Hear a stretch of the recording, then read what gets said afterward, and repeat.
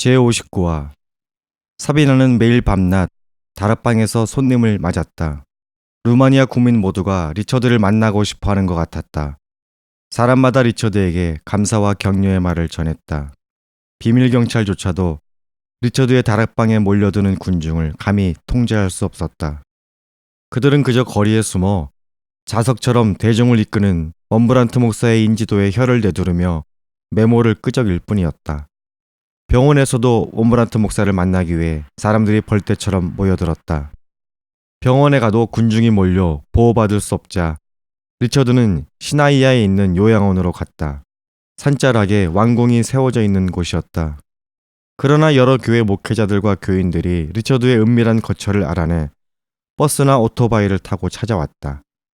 자전거를 타고 오는 사람도 있었다. 몇 년은 지나야 리처드가 건강을 되찾을 것 같았다. 나뭇가지처럼 마른 리처드는 몸무게가 43kg밖에 되지 않았다. 너무 오랜 세월 매맞고 세뇌당해 건장한 체구가 많이 상했다. 등에는 고문으로 생긴 구멍이 점점이 흩어져 있었지만 리처드는 사비나를 사랑에 빠뜨린 파란 눈빛을 여전히 간직하고 있었다. 사비나는 리처드의 영혼을 보여주는 그 눈빛을 통해 리처드의 진짜 모습을 보았다. 리처드가 풀려나던 해 루마니아 정부는 죄수 수만 명을 석방했다. 그들 다수가 리처드를 알고 있었다. 루마니아의 수도 부쿠레슈티는 갑자기 감옥에서 쏟아져 나와 식구들을 부양할 일자리를 구하는 죄수들을 감당하지 못해 몸살을 앓았다. 일자리를 구하기가 하늘의 별따기였고 이미 너무 많이 고통당한 사람들에게 매일 비극이 펼쳐졌다. 여러 교회에서 리처드를 초청해 설교를 부탁했다. 경찰은 아수라장이 된 부쿠레슈티의 질서를 잡는 데 정신이 팔려 리처드가 설교 기회를 잡지 못하게 막을 여유가 없었다. 심지어 리처드는 설교 면허를 되찾았다. 공산주의 정부가 승인하지 않아도 리처드는 소명대로 말씀을 전했지만 막상 설교 면허를 되찾자 복음을 전할 문이 활짝 열렸다. 사비나와 리처드는 인생에서 가장 바쁜 시기를 보냈다. 두 사람은 종종 비밀 집회에 참석해서 수많은 영혼을 그리스도께 인도했다. 리처드는 만족하는 법이 없었다. 감옥에 있는 동안 그는 자유를 얻으면 그것을 어떻게 쓸지에 관하여 꿈꾼 적이 있었다. 이제 뭐 할 거예요?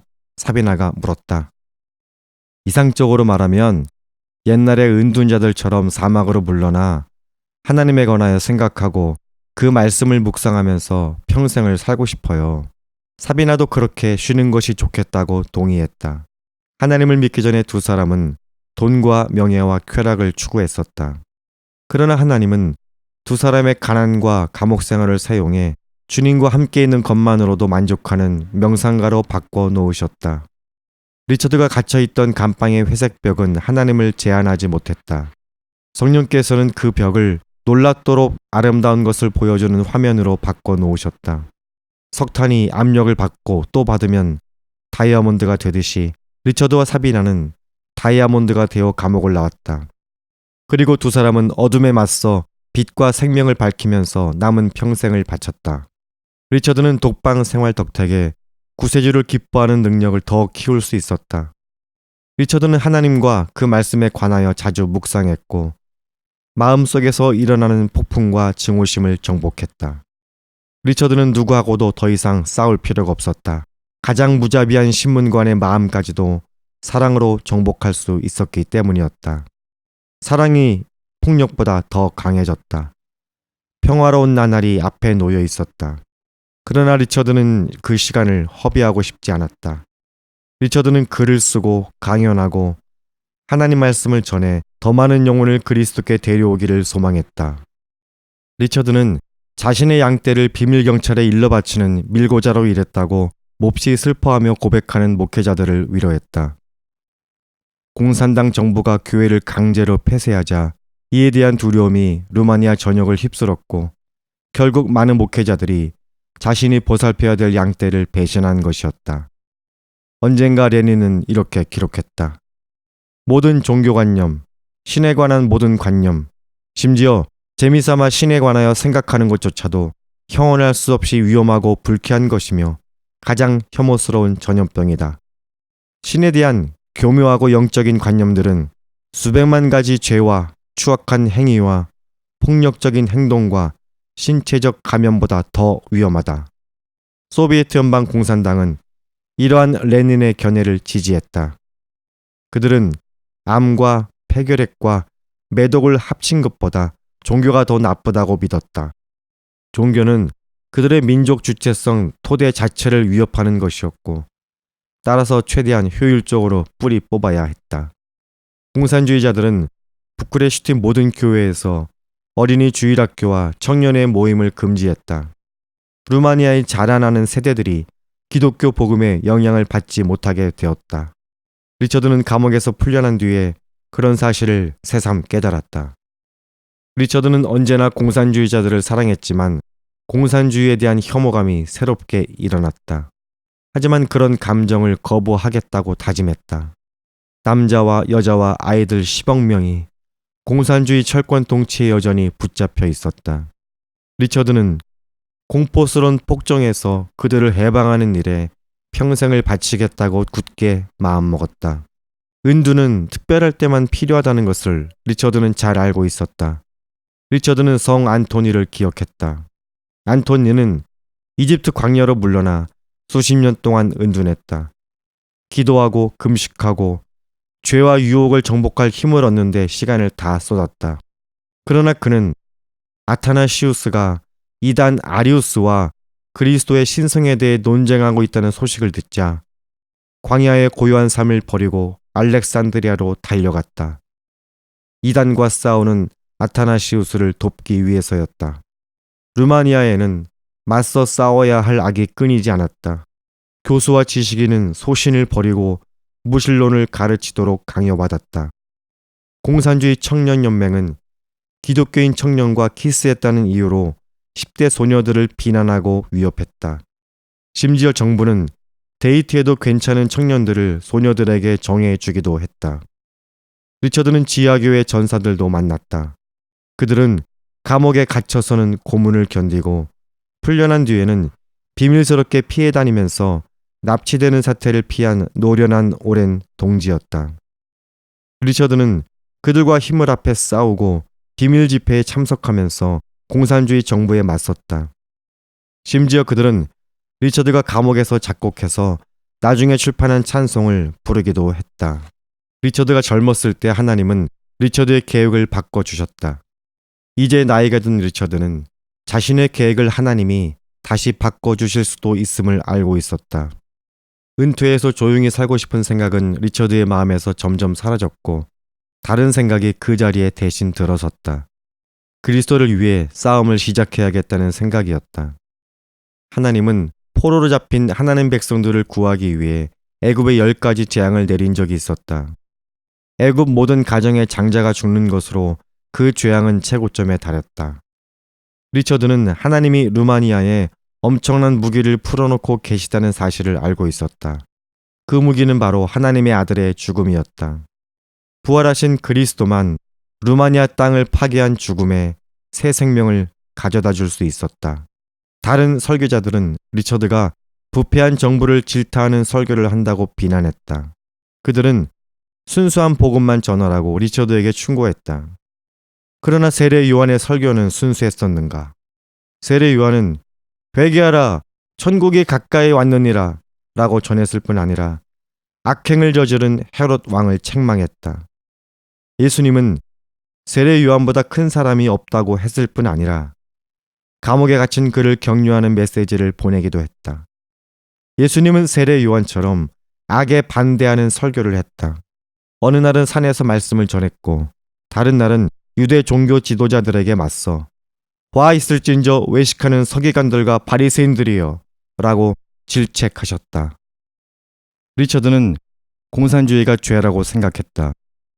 리처드는 루마니아 전역에 있는 기독교인 수백 수천 명의 목회자로서 자신이 섬기는 교인들을 악에서 지켜줄 책임이 있었다.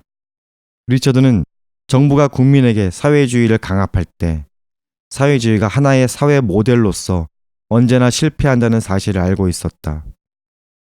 울며 겨자 먹기로 사회주의를 하다 보니 지도층은 부패하고 바닥계층은 소외되는 사태를 피할 수가 없었다. 정부에서 목회자 규제를 조금 완화한 뒤 리처드는 오르소바에 있는 교회를 맡았다.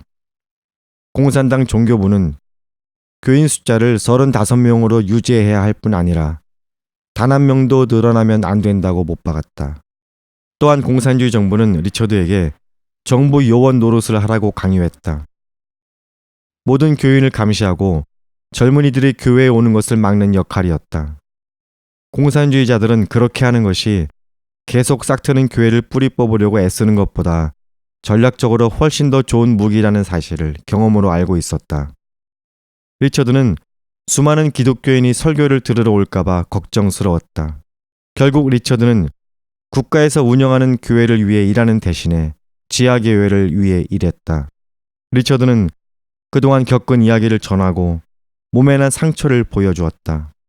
나치와 공산주의자들이 지배하는 동안 하나님은 놀랍게 역사하셨다.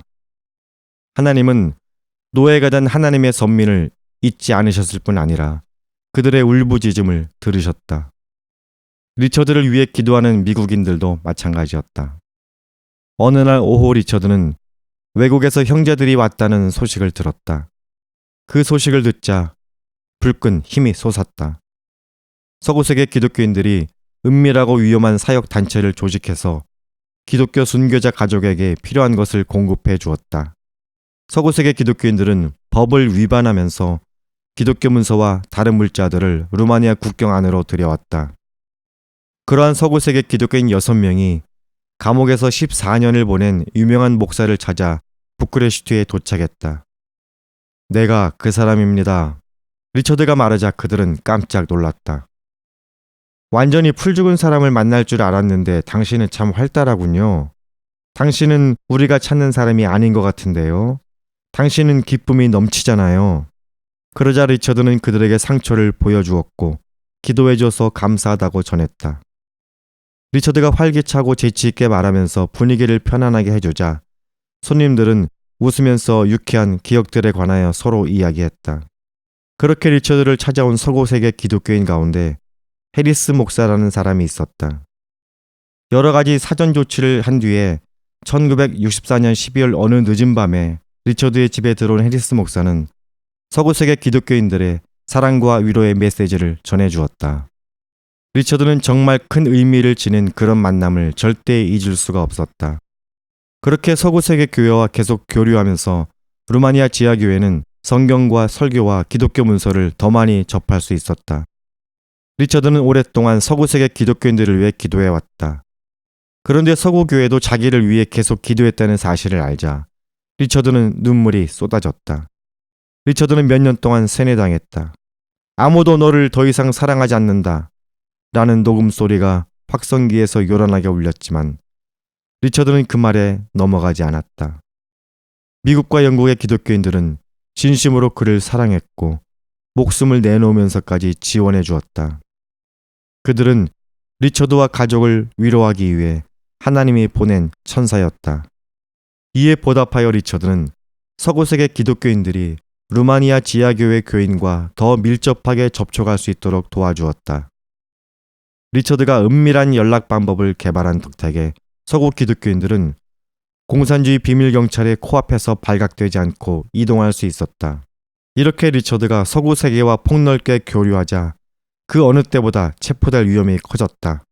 그러나 서구 세계 기독교 단체 두 곳, 곧 노르웨이 유대인 선교회와 히브리 기독교인 연합은 그런 일이 일어나게 방관할 생각이 없었다. 그들은 리처드 원브란트의 몸값으로 루마니아 공산당 정부에 1만 달러를 지급했다. 일반 정치범 몸값의 5배였다. 예수 그리스도께서는 십자가의 죽으심으로 리처드를 구원하셨다. 그런데 이제 땅에 있는 그리스도의 몸된 교회가 그를 구해준 것이었다. 리처드는 사비나에게 그 좋은 소식을 전했다.